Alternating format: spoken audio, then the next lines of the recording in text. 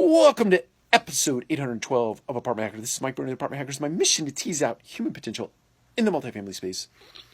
So let's talk about an interesting concept. It's not really a concept, just a comparison that I do in my own head from time to time.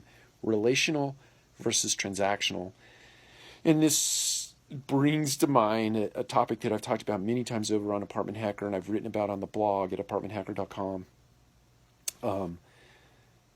The way that we incentivize leasing consultants and on-site team members in the way of leasing commissions, renewal commissions, and in my head, how that really correlates with a transactional relationship versus creating a relationship oriented kind of mindset, right? Sorry, I lost my train of thought. That was ADD taking over right there. The point is, at times when every time I've talked about taking commissions out of the multifamily space, people just go off the rails. They get very emotionally loaded about their commissions.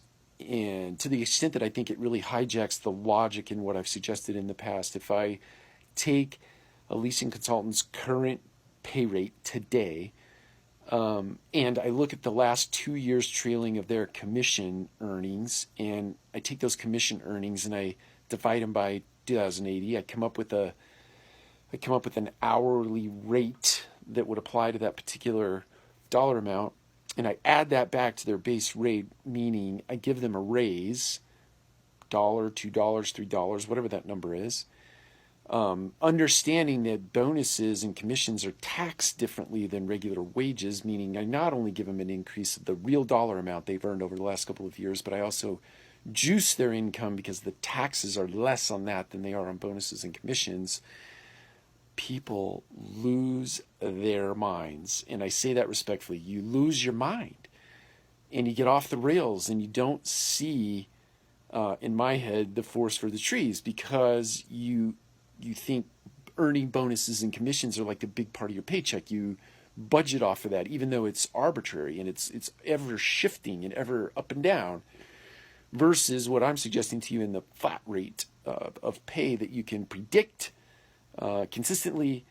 Bigger point here is it's relationships, right?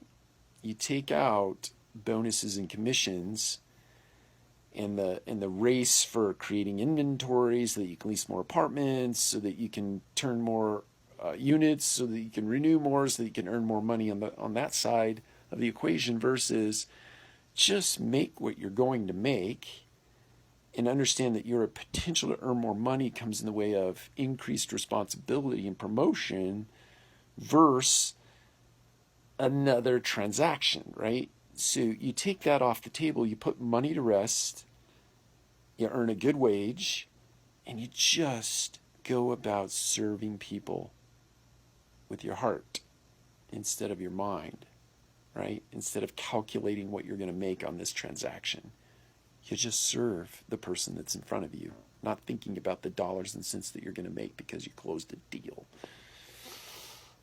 Relationships versus transactions.